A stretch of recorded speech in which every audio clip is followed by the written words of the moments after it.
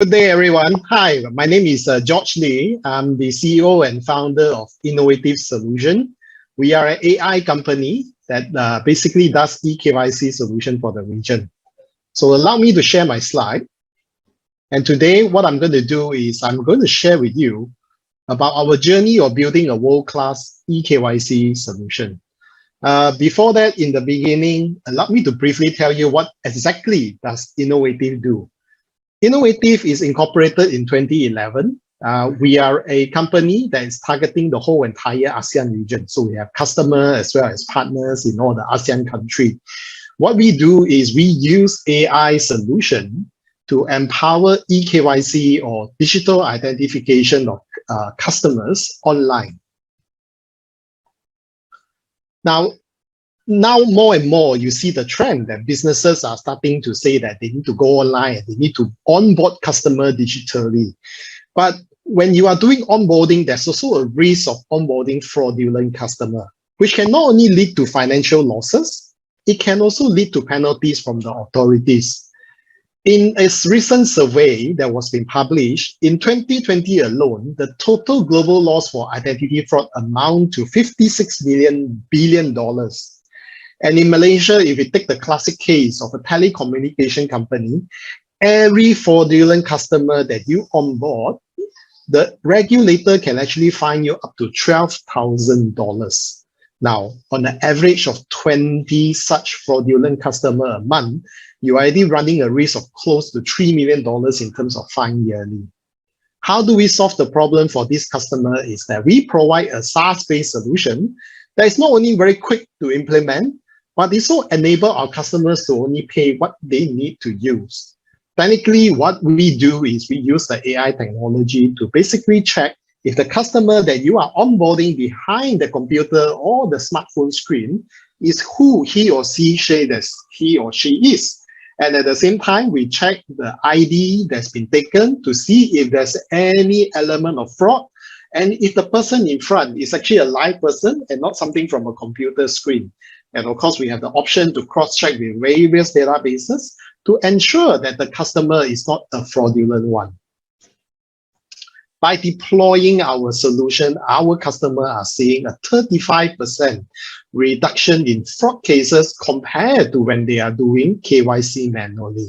We are serving in the different regions, whether in telcos, banking, fintech, insurance, and now we are even moving into the non-conventional eKYC market segment, such as property tech, such as investment tech, and various other industries as well. Now, our journey into producing this eKYC product is not something that we started from day one when we started Innov8tif. Back in 2011, there's no such thing as eKYC when we started the company. So what we were doing back then is that we were doing process automation software. So what we do is that we go into companies and we help them to digitize their process. So we look at how to basically map up the whole solution, what paper you have, what form you have, how can you do electronic approval. So that's what we were really doing, you know. But then only in 2014 that we move into enterprise mobility, because when we are doing all the process automation, then we realize there's a lot of opportunity in customer onboarding. Yeah, and when we do mobility, we find that that is something that is also in trend at that point of time. But as we grow organically, we stumble upon the opportunity to also basically look into the area of identity. Yeah, as we are doing customer onboarding on the enterprise mobility platform, we find that, hey, there's a lot of opportunity for us to use reader, especially in Malaysia. You can use a MyCard reader on an Android device to basically authenticate customer on the go. That enables us to enable a lot of our customers where they have a large agent pool, you know, in the thousands that actually go out to the market to serve customer or to recruit members. But as we are doing that, then we realize that the customer are telling us that, hey, there is an opportunity to do this digitally. Can you help me not to use the reader, but how can I do this whole entire thing digitally? And that's where it opened up our opportunity into the eKYC segment. And today, 75% of our business evolve around eKYC, and our goal today is to take this from Malaysia to the global scene. Now, there are some lessons that we learn as we are doing the whole entire journey, yeah, of bringing up our solution. So from day one, when we started doing something like process automation, which is very project-based, we realized the problem we have is that it was very difficult for us to have sustaining recurring revenue.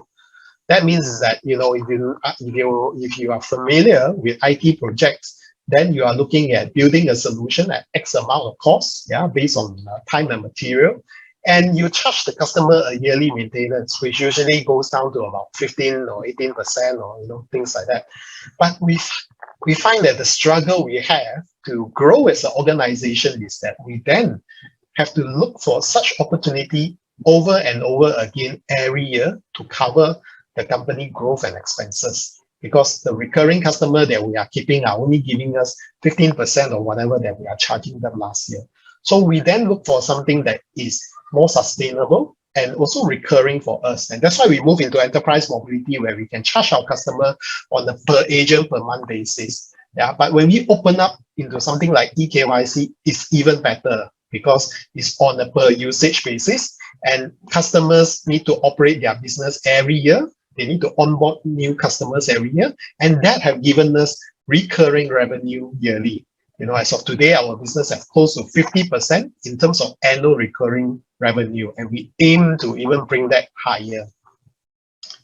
The next lesson we learned is that we have to look at something that is short in selling cycle and fast in implementation.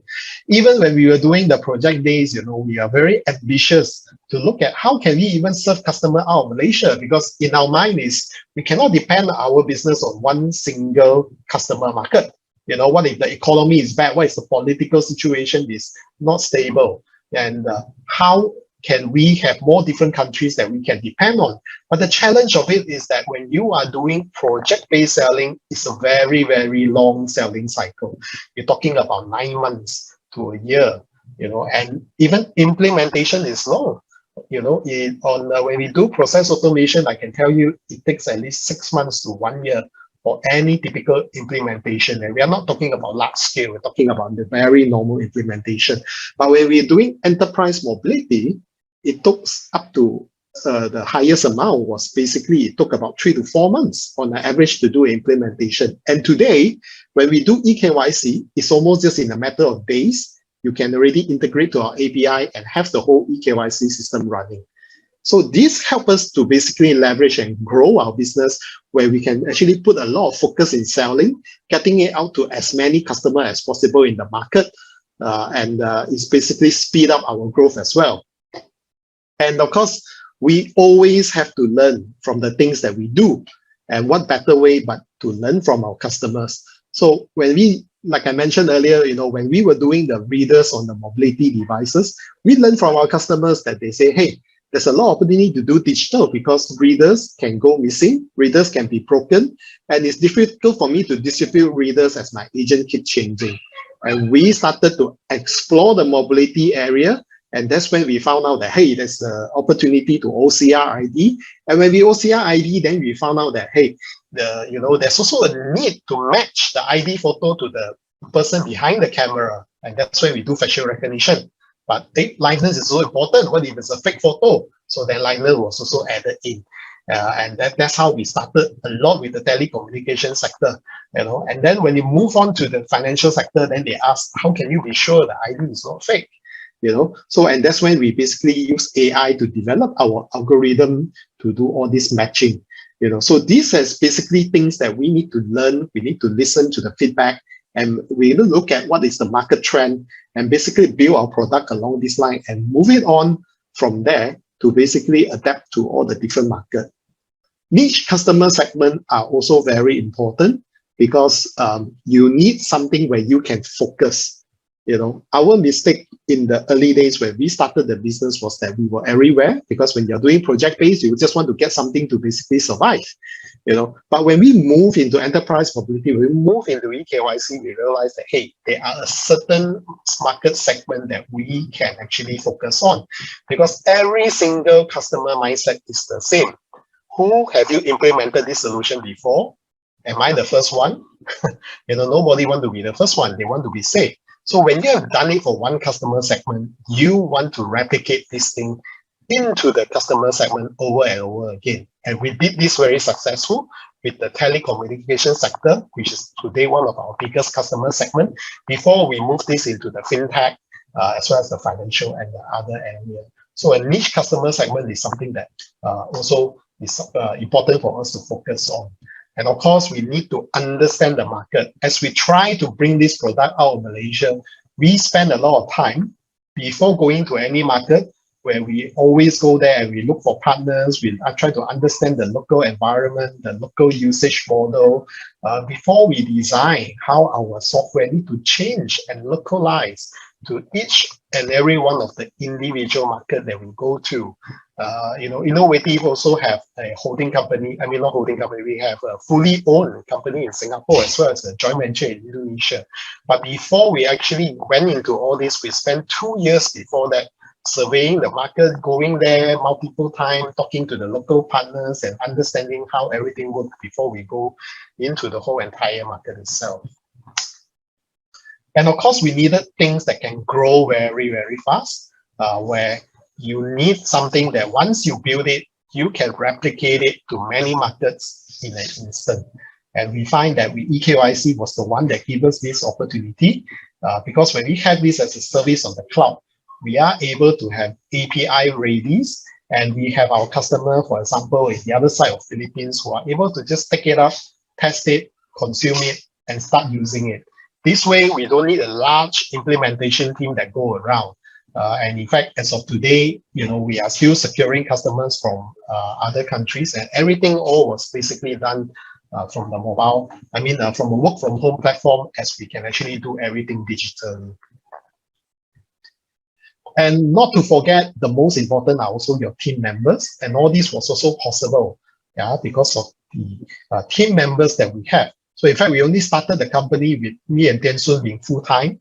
Peng Nam was our CFO who did part-time. And along the way, we start to recruit people that we know to start to join the company. And we also train up our staff who we can actually bring to the next level, to be part of the key management team.